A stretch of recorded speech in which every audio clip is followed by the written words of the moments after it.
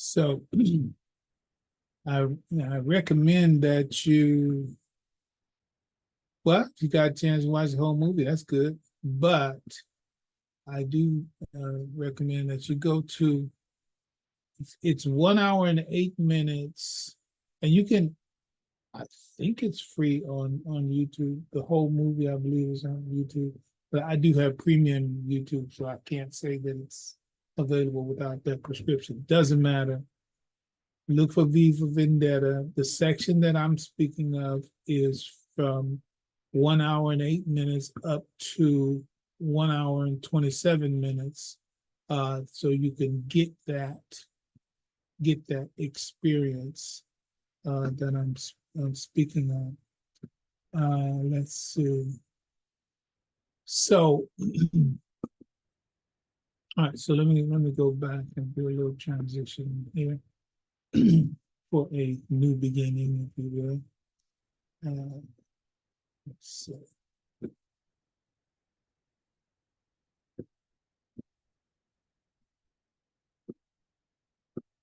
Okay.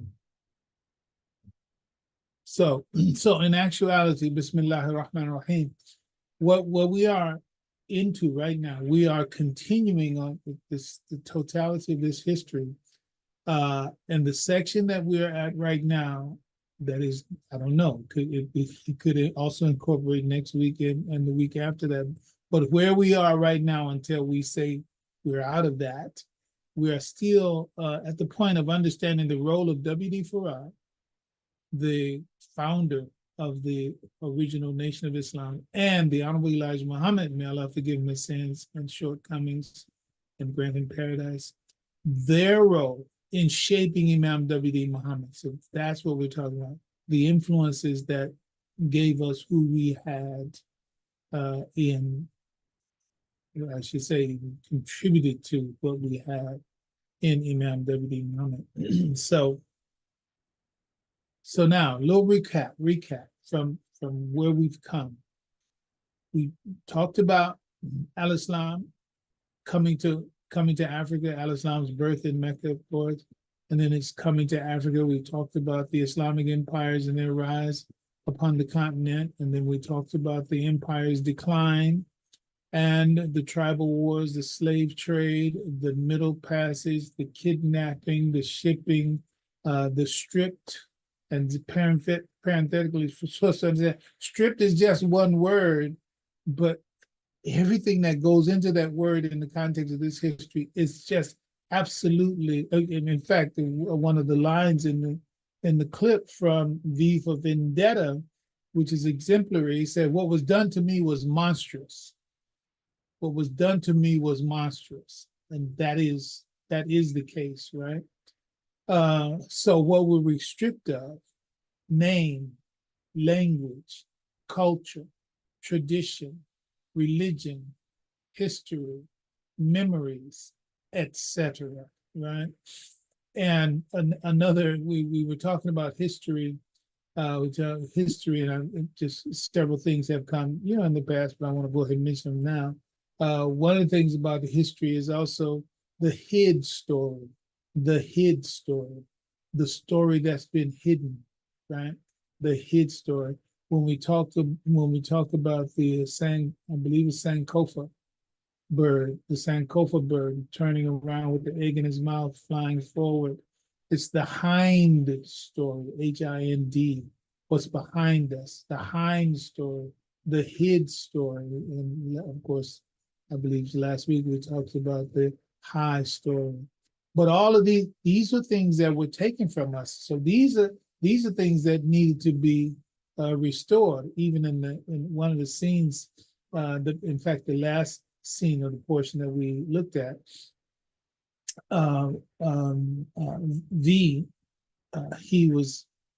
she wanted to go out and be in the rain, right? And he was about to put a cloak on her, and she walked out without it. It's like, no. I want the pure, I don't need the culture that I'm coming from. I don't need anything from the one who put me in that state, the former state. I want to be free completely and natural and grown by the rain, right? So all of these things go into just one element, the stripping of us, right? Then we were emasculated. The peculiar institution of slavery, you could say, dehumanized as well to fit into what actually happened. That is, our humanity was taken away from us. We were stripped of that humanity, all the external representations, I should say, just like in the clip, it was saying the only thing that you thought they had taken everything, but what they didn't take was your life, meaning your essence as a real person. And that was the case with the chattel slave. They took away everything but life itself and the nature that that body carries just by virtue of being a human being. It has in it still that essence that could only come from God, but everything else was taken away from it.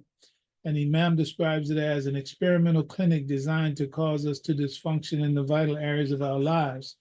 That imagery of V coming out of the fire that had engulfed the place, that he was in, Mahasan engulfed the place that he was in, that left him. See, all my grandbabies here. Hello.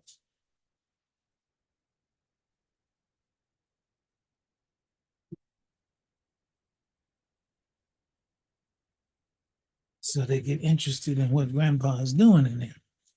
So he's coming out of the place where he was a prisoner, and that was the number on his door or the letter. You can take it as number, take it as a letter. V for vendetta. When he's come out of that fire, it also reminds you of the same motif that you get from Dark Man, the movie Dark Man with Liam Neeson. Again, a product of a great explosion, but that great explosion, that great tragedy done to him by a criminal as well, also brought out deeper strengths and powers and capabilities that otherwise would not have come out through that trauma, right? That particular trauma. And in both cases, Dark Man as well as V for Vendetta, that's the case, right? That we were dehumanized, stripped of. It's like this in both cases. The skin was gone, and Evie Hammond in the clip that we refer you to, she said, "I can't feel anything." Right? Can't feel anything is a statement of it goes to that dehumanization, because the human being is called bashar, and bashar is talking about the flesh. It's talking about the flesh, the sensitivity that comes in the flesh. But when all of that is taken away, it has everything to do with identity. But I'm not trying to elaborate at this point. But I want you to understand the value of the categoric distinction of speaking about this emasculation and this dehumanization that took place in this experimental clinic that is the peculiar institution of slavery. And so the stripping of the skin, the taking away of the feelings, the taking away of the senses, which in Dark Man's case of the movie, in Dark Man's case, it was such that he couldn't control his emotions, right? Planet of the Apes also gives you this in the last part, War for the Planet of the Apes. So much in that too, but it's a metaphor for the world and the powers of the world, but it is also a metaphor for the black-white and the race relations in this society. One Captain McCullough, okay, so he's a colored man, Colonel McCullough. When Caesar, whoever was it, I think his name, yeah, Caesar's the hero ape. He was, oh, you're so emotional, right?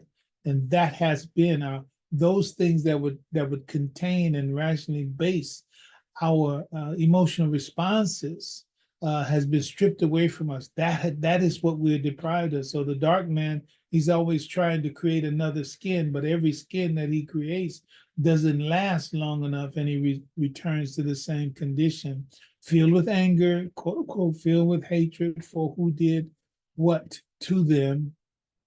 And that's all, so the whole thing. I got to move on to the next word, because in the Nation of Islam, the Nation of Islam was an artificial restoration. I mean, literally like burn victims, and you have burn victims, and then you have skin grafting. You have skin grafting that has to happen in order for new skin to grow on. So the Nation of Islam was that kind of hospital for us under that condition. I'm moving past it quickly, but do not take that statement lightly. That is what it was. It was a hospital for burn victims who had been burned in that history. So I need to go ahead and mention this too. When Evie Hammond talked about you did this, yeah. So listen to her dialogue and listen to V's dialogue. And V's dialogue is Farad. He's talking. That's V's dialogue, right? And V, so symbolism, and again, critical to understand, what did we inherit from Imam Muhammad? What did we get? What did we gain?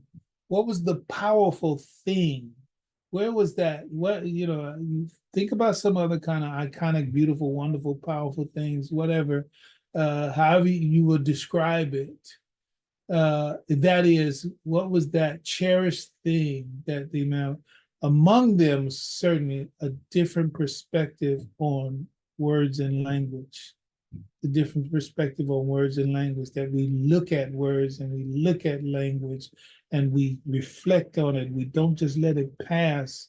Okay, well, all it is, I don't mean nothing. It's just, you see, that's the difference. Others will say, we'll say, no, stop, look, okay? So V, right? V is also F. When you reason it around, V is also F. What do you mean? So if I spell the word OF, how do you pronounce it? Of. You pronounce it of. And I think in some of those, Tyson talked about constitutions. And I think around the time, especially in the English language, or the language of English, I do believe that I think the F's were looking like S's. They'll just move that aside. But the pronunciation for OF is of. We say of, so then what sound is the F making? The F is making the V sound. So V is also F. So for me, in that language, and I don't think it's to be lost, because the process that she went through was exactly the process that Farad took the Nation of Islam members through. And that F then for me is Farad. He's a symbol of Farad. And again, the whole satire, the part that some of you have not seen, if you haven't, that satire, the everything that led to her being in the prison that she was in was following a satire of a show that was done by this guy, Gordon Dietrich. And I haven't looked at what the meaning of Dietrich is, but obviously for me is German. Then Gordon, so then when you take it, it said GD, and for us and those who understand, is God, right? It's God. And inside of the very brief dialogue that V and Evie Hammond has, you hear, oh my God, oh God, dear God, right? And everything about us in the Nation of Islam had everything to do with what our attitude was about God. But the God inside the satire, i.e., and the Nation of Islam, we actually, or he, Farad, and we who embraced it, actually killed off God, which was, there is no mystery God. That was what part of the lesson. Part of the lesson was that there is no mystery God. And so the God, quote unquote, that we knew that would fit into that category, that God was killed. So when she said, Gordon, no, he's dead. She said he's dead. When they found the Quran in his house, it wasn't because he was gay. You guys, spoiler alert, inside the movie, this guy who was the satirist, not V, but the character in the movie. So he was gay, but it wasn't just about being gay. And it was another. When you first met him, they showed you a Quran, Arabic scripted Quran, and when you were introduced to this guy Gordon in his secret life, a part of his secret life he was gay, and a part of his secret life he subscribed to Islamic values, the values of the Quran. So, but now in this concluding moment, he said when they found the Quran in his house, then he was condemned to death. All those are big messages to us, or to the hearing and the seeing, that Islam, all of this has to do with Islam. And I'm saying it has to do with the paradigm and the transformation that was brought about by Farad in the Nation of Islam. Our story is I'm not just saying us as quote unquote former Nation of Islam. Yes, yeah, that's central to it. But it's the story of this whole people from Al-Islam to Africa, Islamic Empire, blah, blah, blah, blah, blah.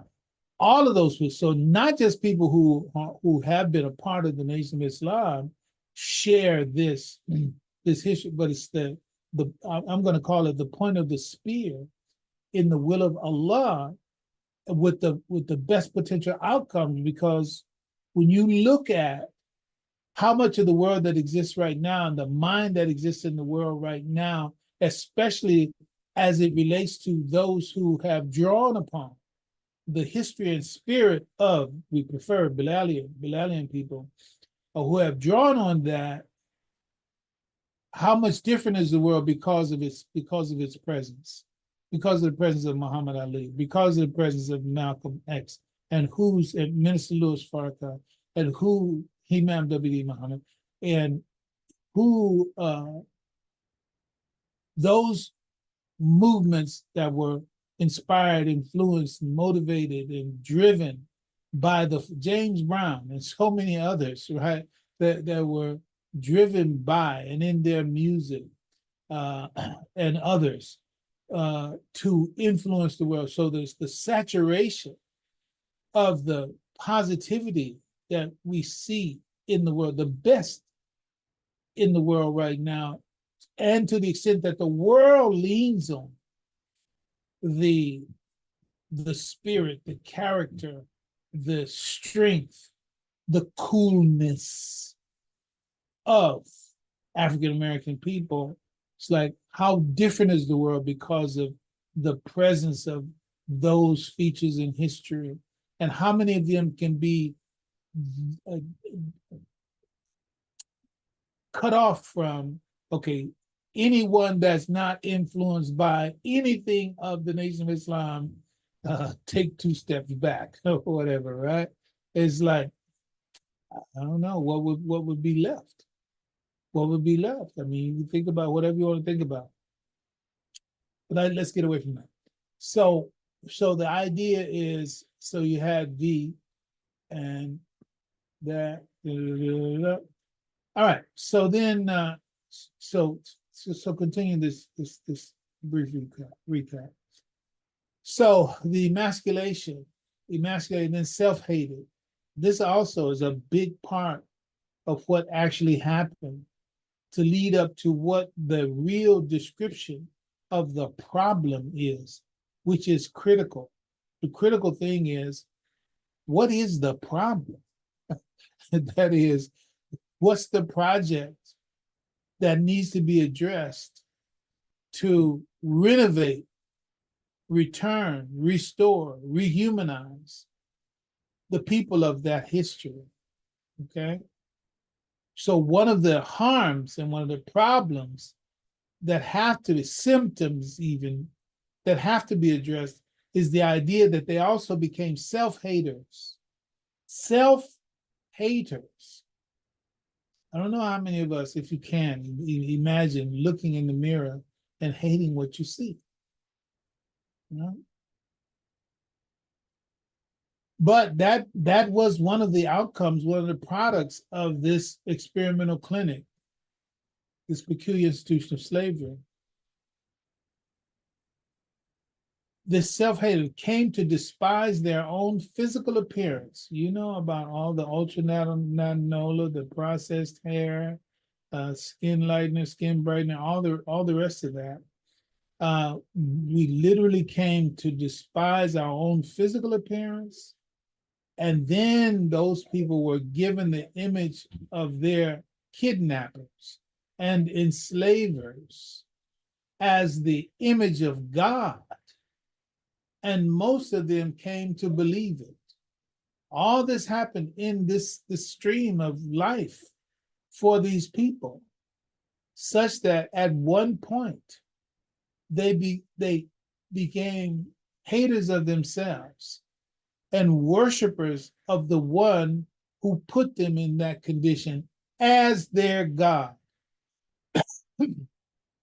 Excuse me. That's a problem.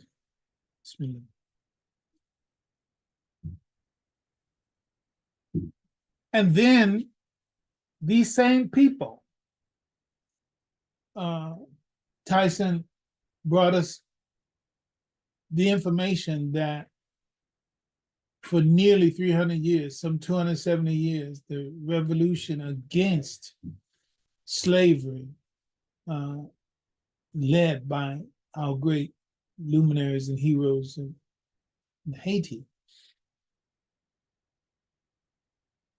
and then brought about that first abolishment of slavery in the land, in the West, done there. Okay, America finally, even after Europe itself had quote unquote abolished it, talking about Britain, Europe, etc.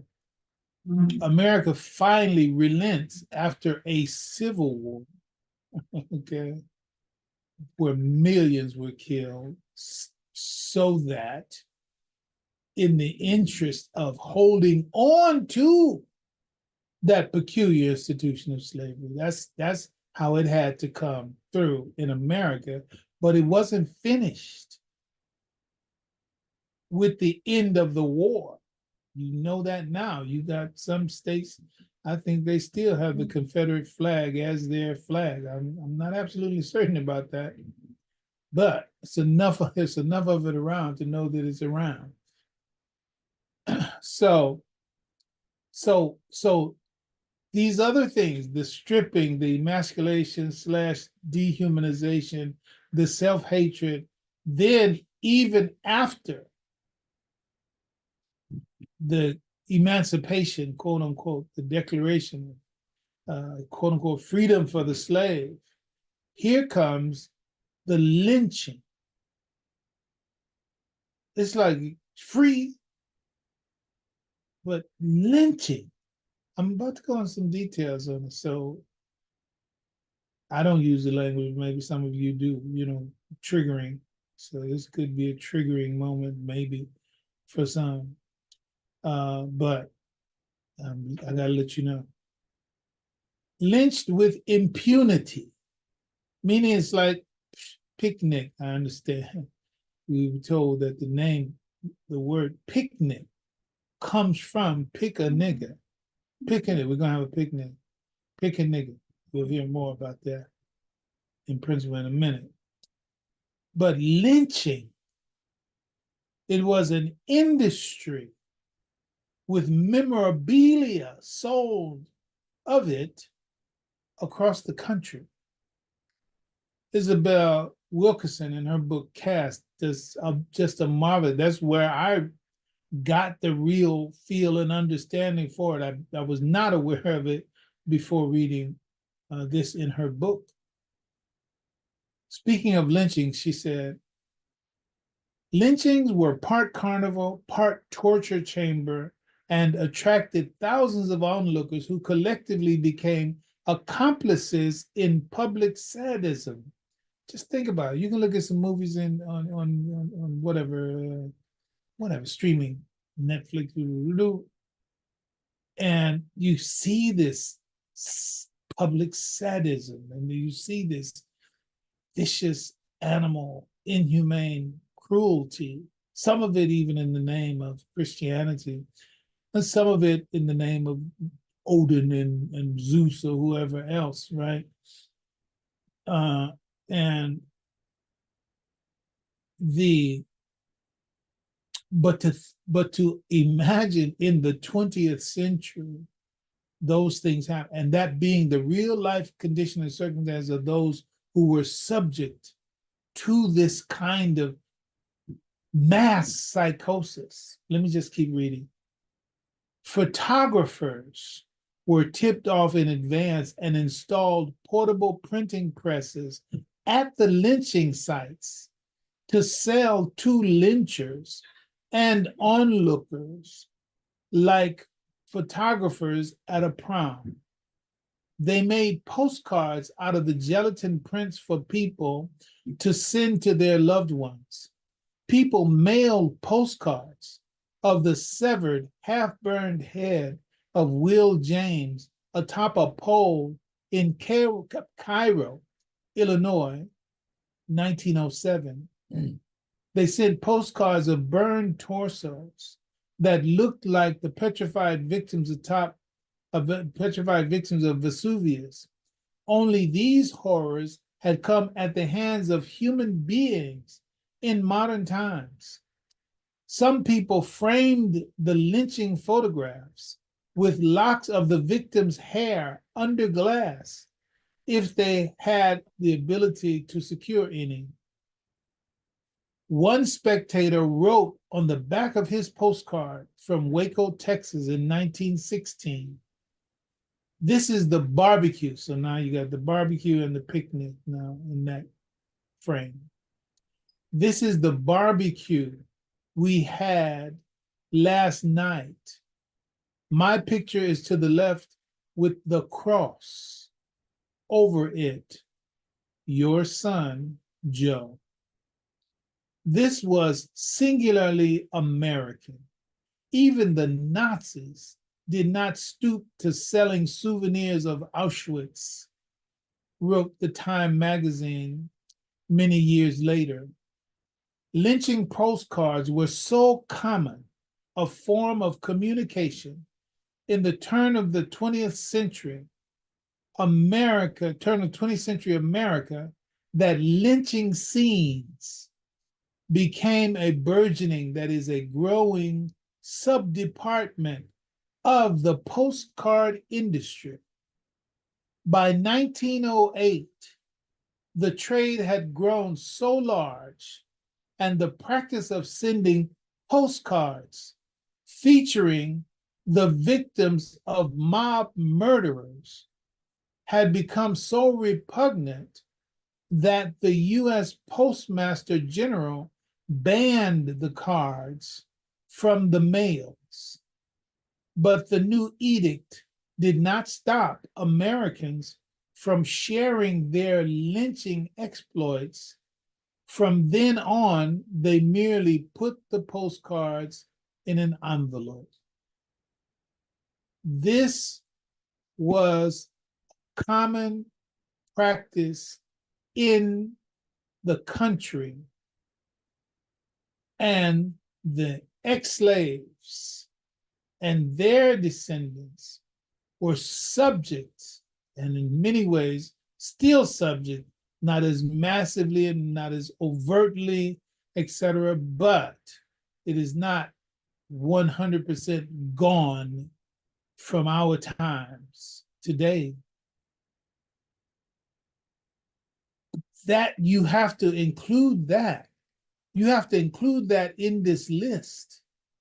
The stripping of name, language, culture, tradition, religion, history, memory, the emasculation, dehumanization of an experimental clinic designed to cause us to dysfunction in the vital areas of our lives, the self-hatred that comes from not loving yourself, not only not loving yourself, but hating yourself, and then the psychosis that comes from being given as God an image of your murderer, your kidnapper, your enslaver as your God, and to come to a state of mind where you would even bow down and worship that image. That is and was the condition of the ex-slave. And then when you add to that the lynching as an industry, imagine, you have to imagine people whose life history, my life history, I can't say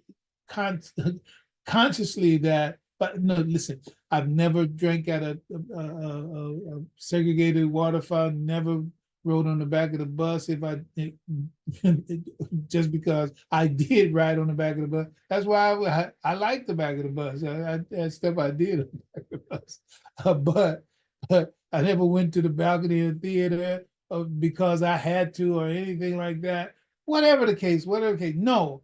But myself, my history, my life, the fact that I exist, it means I carry in me, in my DNA, I carry those memories in my DNA, suppressed as they may be, they are yet present because everybody who survived it, the rare few that, well, my people were never a slave. I've never met anybody like that, but I understand that there are people like that. So yeah, my people are always in the north, and without even talking about, what difference did that make for blacks in the north. Any case, the point is that anybody living now has this, whether it be dominant or recessive in some kind of way, it's with you. It's with you. And what gets stimulated, activated, potentiated, etc., has everything to do with how you're thinking in circumstance X, Y, or Z, and what gets potentiated, what gets elevated, what gets germinated out of that has everything to do with the mindset that's addressed. And that's really what comes next, inshallah. Because what do you do with people who have this as their history? Not an imagination, not a fantasy, not a myth. Fact. Okay. That's the problem. When you meet that mind, when you meet the mind that situation made, that's the problem. That's the problem that Farad was seeking to address. How do you fix the mind that's made from that? You call it Negro. How do you fix that? That's the problem, okay, that he was aiming at. And that's the Evie Hammond piece. It's like, look, I knew your problem because I was where you were and I knew what you were suffering under. I didn't know of another way. And the strategy that I chose was the best way that I thought was needed, and it was for you.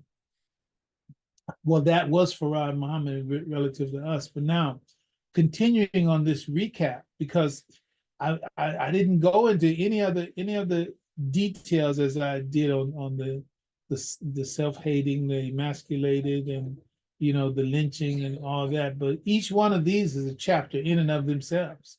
Isolated, segregated, alienated, marginalized, stigmatized, disenfranchised. These, all of them have total categories. The two things that come to mind right now, the color of money and the color of law. Those are two books. You can look those books up. But one talks about the conscious effort to keep money out of the hands of blacks, just round figures.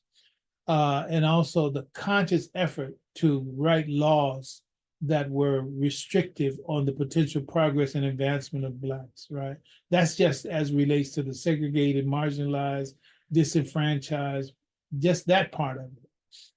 And so it's a horrible conscious history to destroy this people and not allow them to literally raise their heads.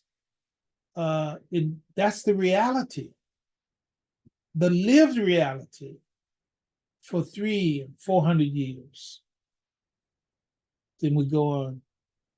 Then some 300 years after the beginning of this agonizing and traumatic experience, the longings of that soul finds eloquent embodiment. So you start this just like in the video when you see it, when he comes out of that fire, it's like, yeah, I've been empowered by that fire, but also I'm real mad. I'm very mad. But in any case, every one of our heroes and sheroes in the past were not driven by anger. I look at Mary McLeod Bethune, which is one of the pictures here. I think if you want to see an icon of faith at work, she's definitely one of those stars for that story. Look it up. So the idea is that everybody wasn't operating from the perspective of anger. Reverend Dr. Martin Luther King Jr. for sure, and so many others. But the idea is that what was not expected to come in consequence of that, we talked about in the John Cairns experiment on the on lactose and lactase. When that, so nature responded to the tragic circumstances with these kind of personalities: Frederick Douglass, Harriet Tubman, Nat Turner, Sojourner Truth, W.E.B. Du Bois, Booker T. Washington, Marcus Garvey, Drew Ali, Reverend Dr. Martin Luther King Jr., the Honorable Elijah Muhammad, and many, many more. Through these courageous figures, what in fact was lost in principle was regained, but the fullness of the task was and is yet to be fulfilled. So we started seeing glimpses, we're seeing models, we're seeing images, and unfortunately, you see Reverend Dr. Martin Luther King Jr. and El-Hajj Malik al-Shabazz, and you have to think about their assassinations. So the effort, the nonstop, the relentless effort to suppress that excellence wherever it showed itself, that's a part of our history, and that's also, again, that's a part of the complexity of the special problem that is part and parcel of the life of the so-called Negro here in America. So that's a recap. For what purpose? For understanding, A, where we are in our story, but also to understand how monstrous and how big and how complicated the problem is, because the problem is about the restoration of the victim of chattel slavery and everything that it entails for the past 4 centuries, getting them back to quote unquote normal and operating upon a connection with their original nature and humanity. That's the problem. That's the problem. And there are those who condemn what was done in the interest of addressing that problem, who don't understand the problem. You don't understand the problem. So going back to Evie Hammond, you're sick, you're evil, I hate you, I don't want to hear what you have to say, right? Of course, there were those who were a part of the Nation of Islam who, when 1975 and the death of the Honorable Elijah Muhammad came about, they were feeling just like she was, right? I hate you, who? Farad, Elijah Muhammad. You're evil, who? Farad, Elijah Muhammad. I don't want to hear what you have, Farad, Elijah Muhammad. Some went straight back to the church, some went straight back to drugs, some we still can't find them. It's like, that's what happened. So that's a part of the jury still out attitude, because God has to be the ultimate final judge, but we have much evidence, part of which we're explaining to you, and my own sensibility and my own heart at rest, and I'm not alone. Through it all, say, yeah, that happened, and yeah, it's wrong on one level, but yeah, it's also inside of the sunnah of Allah, when you understand, and we're about to take some time on that right now. But that's the problem. So that's why I believe that depiction in V for Vendetta is a very excellent representation of, yeah, that's what happened, and yeah, that's how it is. But yeah, in the end, those who got the benefit from it, it was a risk, it was a gamble on Farad's part. Those who got the benefit of it, and let me throw this word in. I'm not finished. The story is a long story, but I'm gonna throw this word catalyst in there. You can look it up. Catalyst. Farad was a catalyst.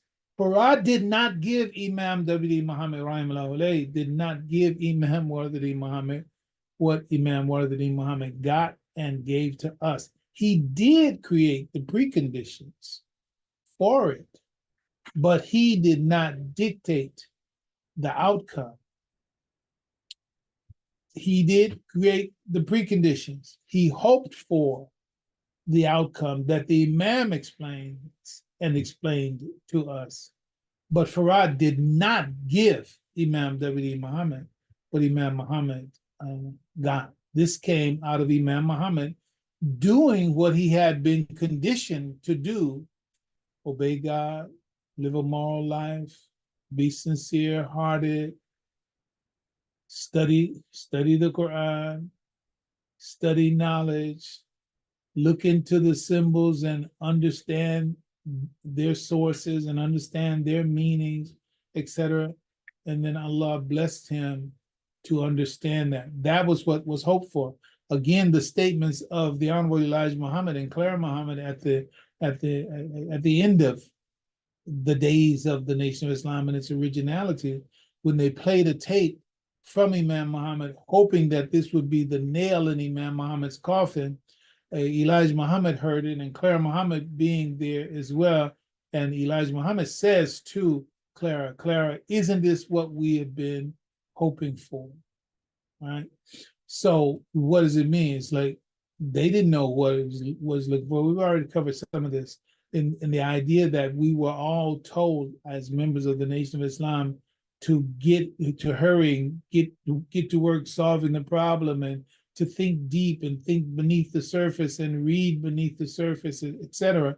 That was the life of Imam W. Muhammad. That's what he was influenced to be by Farad and by the Honorable Elijah Muhammad, and that's what he came to when he brought about the transformation in the Nation of Islam as it was at that time. And that was what he communicated. That was the attitude and mindset that he transmitted to us, to state it briefly. And that is what brought about the transformation. But the work to get rid of, I was thinking about houses that you're trying to get ready for sale, right?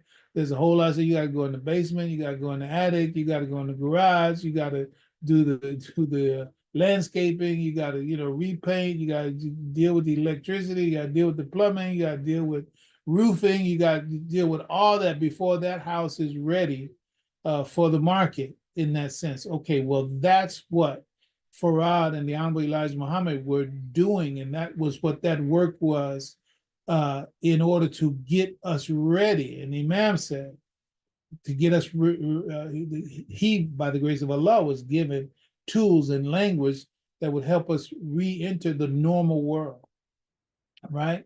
And that's the Evie Hammond character that I'll mention again from V. And so V asks, where you gonna go? Where are you gonna go? She said, I don't know. She said, I used to be, at another time I would have been afraid of that, but it doesn't frighten me anymore now. And that's the point. The idea is you're free, right? So that kind of freedom, the freedom that the Imam had, then the Imam comes and tells us, now you be free. Don't imitate me. Don't become a clone of me. God created you as something, and there's something in you that is endowed in you from the Creator that is unique to you as His creation. That's His gift to you. Don't imitate others. I'm gonna stop right there because it takes me down a whole nother ranting road. I'm not gonna go there. Just understand that's a part of the inheritance from Imam Muhammad: independent thinking, independent perspective, independent judgments, etc., grounded in human nature, true quote unquote revelation. That is what the Imam gives. So let's go carry on a little more than that. So yes. So those figures, these luminaries that you're seeing here in the picture, we see in them this sort of return to some and much of what was lost, right? Return of education, return of political enfranchisement, return of respect for race and ethnicity, the reclamation of our names, the reclamation of culture and tradition of African origin on the continent, and love and respect for the continent. Those things began to come back. Those things began, they're not all the way back by quote unquote any estimation, but they do exist, especially in America. Even in America, there's so many, they have this fantasy idea about there's some good things happening, no doubt. But they still have a fantasy idea about the glories of Africa. You need to modulate and moderate and mitigate that fantasy perception and deal with the reality. You talk about neocolonialism. Look at the history of Kwame Nkrumah. You'll learn a lot. You just look at him and what happened to him. And that whole you'll learn a lot. You learn about the gangsterishness of the West. But we're gonna move on. Now, this is recap, right? So the next step we're going to take beyond the door has to do with beyond where we are, I should say, will have to do with this. And what is of greater importance, all these things that we've been talking about, what's of greater importance is that this was done without any invasion or any infusion of resources coming from Africa to African Americans. And we should also say from the Middle East, as well as it is called, to African. This struggle, the struggle of these folks. So we do have those like W.B. Du Bois and others who later in their time and in their work, they wind up going back to Africa and France. And then, of course, we had Marcus Josiah Garvey and the like doing what he's doing. But again, that's a one-way street. We're going to them, not them coming to us, right? And so none of those. So we all this struggle is a struggle that we were caring about.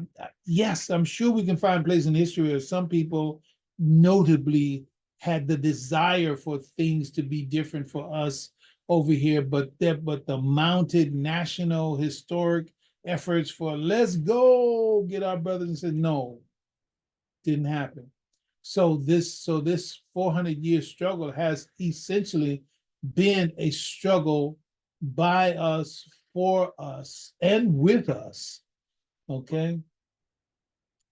Now, and here's, I don't know, one of the rhetorical phrases can be, to add insult to injury.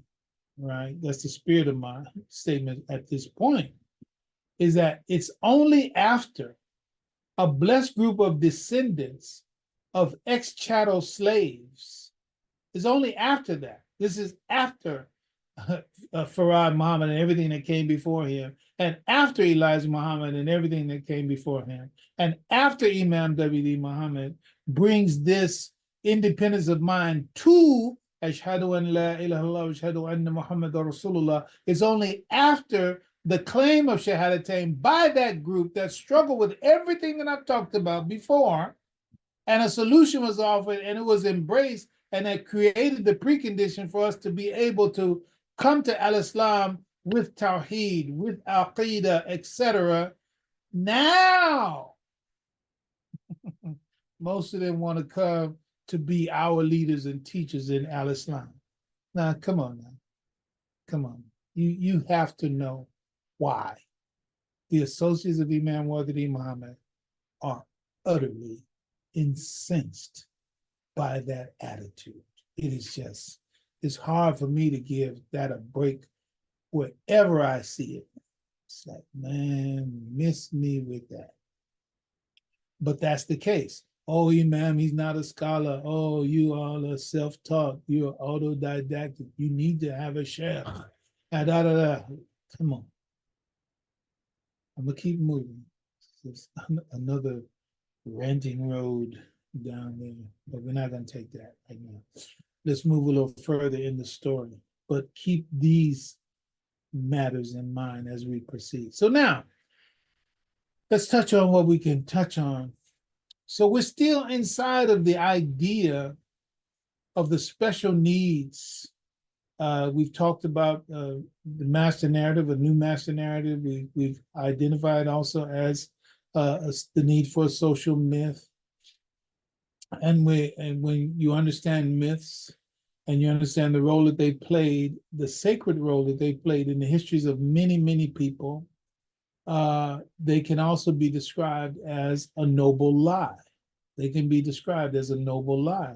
Also in the clip, when you see it of Viva Vendetta, he makes a statement that even your father, told you that an artist use lies to tell the truth, that an artist use lies to tell the truth.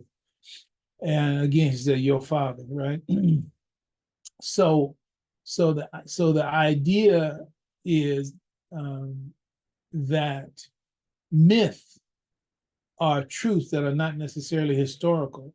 But if a person is only seeing from one perspective, they see myth purely as a lie, right? So therefore, you miss the benefit of myth, and you misunderstand the role of myth. And this is what Farad used. Farad used mythology to bring about the transformation in the minds and in the personalities of the people who are subject to that history that we just recapped in brief. And so, yeah, it was a choice that he made, and he racked with guilt, according to the script, about it. And I had quotes from the Imam, couldn't get to him before we came on, but that the Imam literally describes that was the situation that Farad, particularly because he knew what Elijah Muhammad didn't know. He said his hope was that when you do discover the errors in what I've done, which I placed there for the purpose of you discovering it and for you to think beyond what I gave you, his hope was that he would be understood, that he would be forgiven, and that even he would be loved for having done this for us, because many people have tried and nobody has solved the problem of what obtained or resulted from that brief history that we just recapped. So here's the Imam's statement.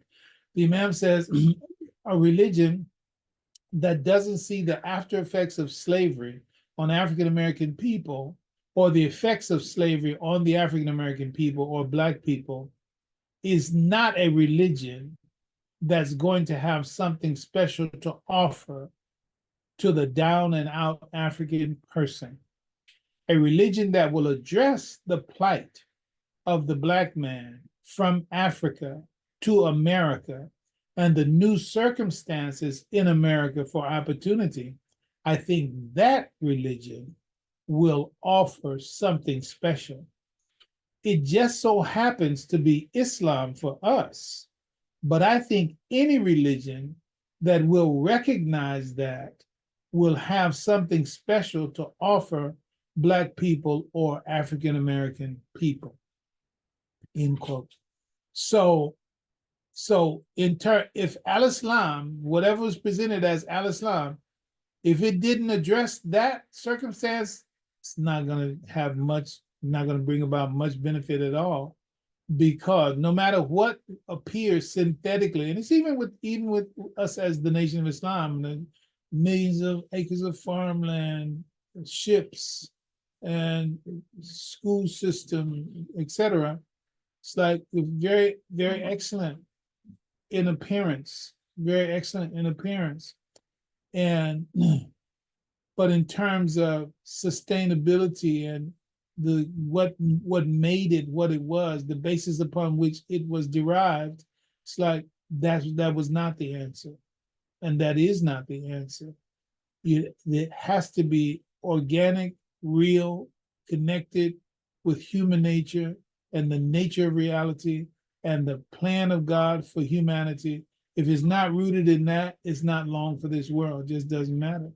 And those who say and who claim an association with Imam W, Mohammed, until they live out the prescription that is inside of the solution post Nation of Islam, then they too are going to continue to fall short of the goal, because it's you say, Imam Muhammad provided the prerequisite, he provided the precondition, he provided the perceptual, the paradigmatic framework for how things should be and the way things should go. But as he said, the medicine is only good if you take it. So we still have work to do, and it's evolutionary, right? But let me punctuate at this point. It's like, if you don't use the paradigm and the algorithm and the principle that Imam Muhammad has given us, then kind of spinning your wheels, because you're not using the solution that Allah has blessed you with to solve your problem. Maybe you have subscribed to a how do you say, impressive substitute. But you may find, if you're in the case that I'm speaking of, you may find that there are many boxes that impressive substitute does not check in the nature of the specific problem that the people of the experimental clinic, the surviving generations of those victims of the experimental clinic, you will find that there are still many symptoms and, how can you say, not just symptoms, the concrete conditions that still exist, that these artificial substitute approaches to their problem, in the name of that problem, are still unmet. Boxes still unchecked. That's it. So we got a couple of minutes. So let's continue down that road.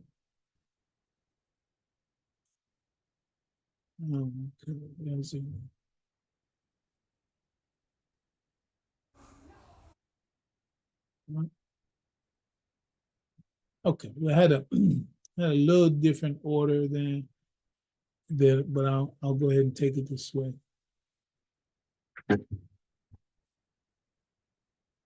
The ex-chattel slave we've been talking about and the victim of the experimental clinic needed to be immunized and inoculated from its effects.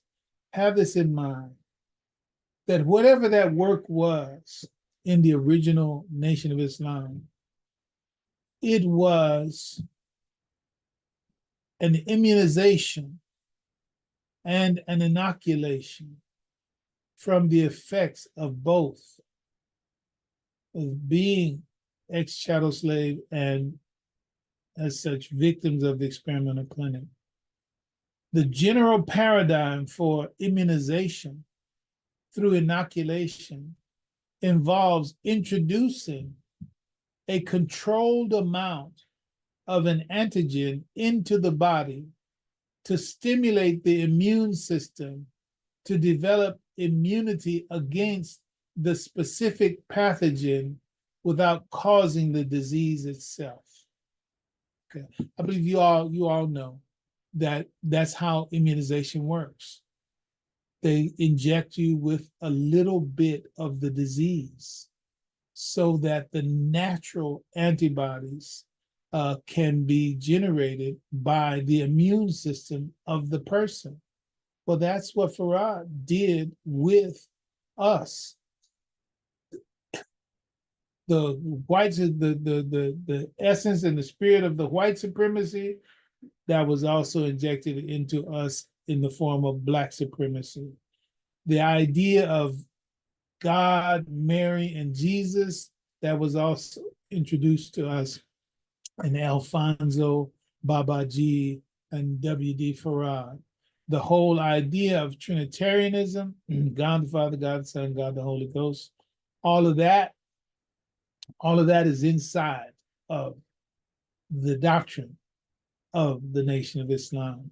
So most all those things, everything that had been turned against us was turned against the white men, right? So we had the same kind of Black supremacist idea as they had of white supremacy. So we have been injected through the satire, the Yaqub's myth. I've already pointed out to you how H.G. Wells and the story of the Isle of Dr. Moreau and the making of the devil on the island of Patmos, the War of the Worlds and the deportation of the moon, and some of this world's society and psychology and satire was introduced to us for the purpose of stimulating in us those areas that needed to be stimulated in order for us to have this transformation that was hoped for by the satirist, who in this case was W.D. Farad.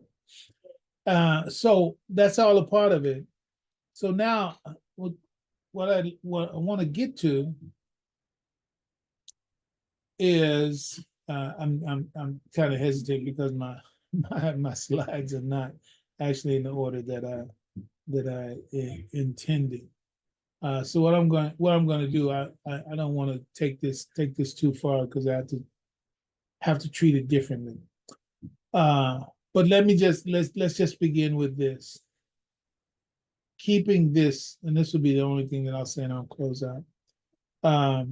The idea of the noble lie. Okay, so just like Evie Hammond in her character in the movie V for Vendetta, in that soliloquy regarding what set her free, she said, "You're evil. You're," so many uncomplimentary words, right? So, and I'm saying that she's representative of the attitude that some people have towards the Nation of Islam, Farad Muhammad, Elijah Muhammad, etc. But we have to be very clear. It should not be lost on us that there are things that on the surface you would automatically say that's wrong. But when you look deeper, and we have, of course, in the story of Musa and Khizr, when you look further into it, no, there are things that Allah allows. It's got, take a minute and clear your throat. The things that Allah allows, which on the surface of it, you would say that's wrong.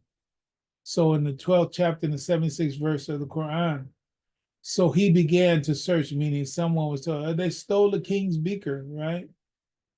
So the one who was searching their bags, it says, so he began to search with their bags before him, and he came to the bag of his brother, meaning Joseph's brother. At length, he brought out of his brother's baggage the king's beaker, right? thus did we plan. Thus did we plan for Joseph. So they said that Joseph told them, put the king's beaker in one of their bags, put it in this boy's bag, particularly, and then okay, let them go, and then go stop them before they get out of the city. And so that was Joseph's plan. But then it said, Allah says, thus did we plan for Joseph, right? He could not take his brother by the law of the king, except that Allah willed it so. Okay. So Allah's will is over the law of the land. Just like in the story of Musa and Khizr, what Moses saw the wise man do in terms of scuttling the boat, killing the boy, fixing the wall, all of those were wrong contextually from Moses' perspective. But God had sent Moses to learn from the man who was living and acting under Allah's inspiration.